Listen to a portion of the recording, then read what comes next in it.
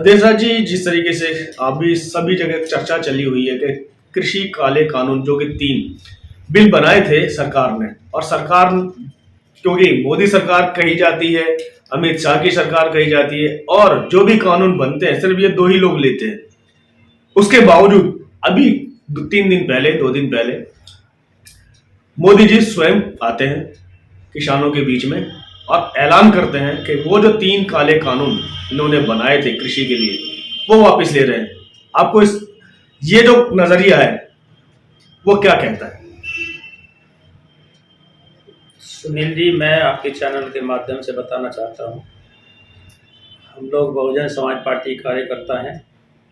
मैं जिला अध्यक्ष तुगलकाबाद से बहुजन समाज पार्टी के जिला अध्यक्ष हूँ।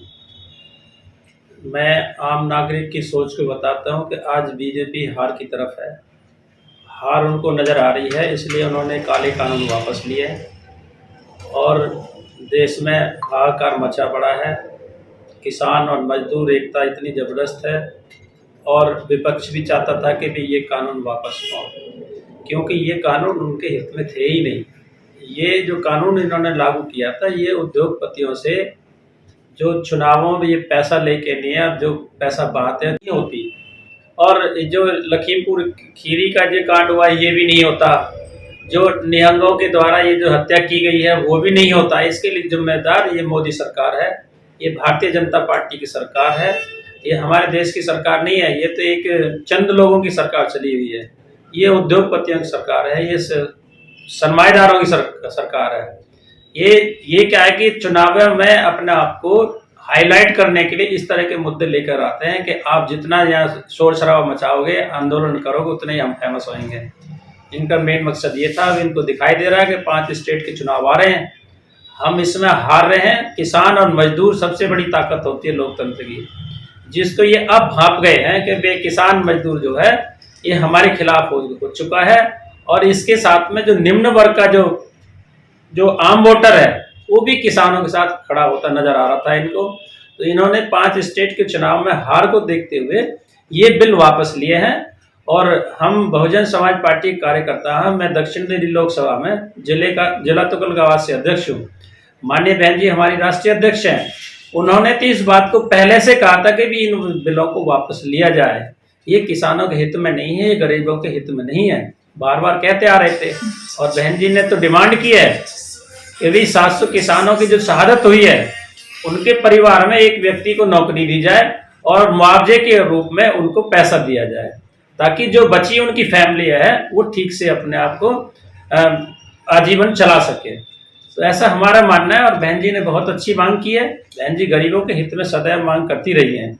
आपको एक बात यहाँ पर कुछ अटपटी सी नहीं लगती कि अभी शीतकालीन जो सत्र है वो शुरू हुआ नहीं है, सिर्फ ऐलान हुआ है जी। क्या लगता नहीं कि जिस तरीके से पहले भी जुमलेबाजी करते रहे हैं, चाहे वो 15 लाख की हो, चाहे वो रोजगार की हो या किसी अन्य मामले की, तो ये भी कहीं एक जुमला साबित ना हो जाए?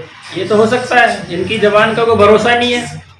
इन्होंने पीछे जब 2014 में या 19 में जो लोकसभा का चुनाव हुआ था तो उस समय भी इन्होंने बहुत सारे वादे किए थे कि भाई हम 15 लाख रुपए प्रति व्यक्ति हम देंगे। जो काला धन है वो काला धन तो आज तक वापस नहीं आया। जो बैंकों से फ्रॉड करके भाग गए ये उसको लाने की बात कर रहे थे। तो इनकी जबान को कोई भरोसा नहीं है कि आज इन्होंने कह दिया हम इन कानूनों को वापस ले रहे हैं, कल हो सका भी शीतकालीन सत्र जो अब 29 से शुरू हो रहा है ये उसमें ना लेकर आए। इनकी जबान कोई भरोसा नहीं है। कल अमित शाह गृह मंत्री जी कह देंगे ये तो जुमला था, जैसे 15 लाख का इन्होंने बता दिया तो जुमला था। तो इनकी जबान कोई भरोसा नहीं है। इसलिए किसान अभी टिके हुए हैं कि संसद में जब तक ये बिल वापस नहीं होंगे तब तक हम यहाँ बैठे हुए हैं। और जो MSP है जब तक उसकी गारंटी लागू आप नहीं करेंगे हम यहाँ बैठे हुए हैं। तो हम भी उन किसानों के साथ हैं, हम भी किसान परिवार से बिलोंग करते हैं, दिल्ली में आए हैं।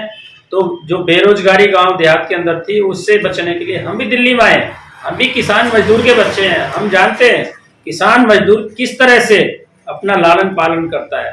कृषि करने वाले व्यक्ति कभी जो हमारे इस देश में कभी रईस नहीं हुए, रईस हुए उद्योगपति जिनको सरकार जो है साथ देती है।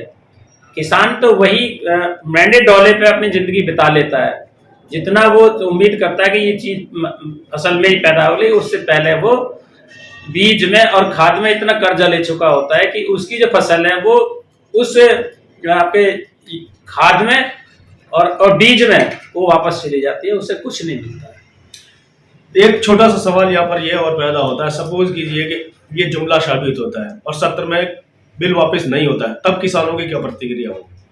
किसान तो तब तक बैठे ही रहेंगे, किसान इनके खिलाफ जाएंगे फिर चुनावों में। जैसे बंगाल के अंदर में इन्होंने मुंह की खाई है, वहाँ ये पूरी सरकार सेंट्रल गवर्नमेंट की चुनावों में लगी रही, वहाँ सरकार ने इनको नकारा साबित कर दिया। सरकार वहाँ ममता बनर्जी की बनी, क्योंकि वो जानते थे कि अभी ये इनकी सरकार यहाँ बनेगी तो यहाँ भी वो सांप्रदायिक दंगे शुरू हो जाएंगे।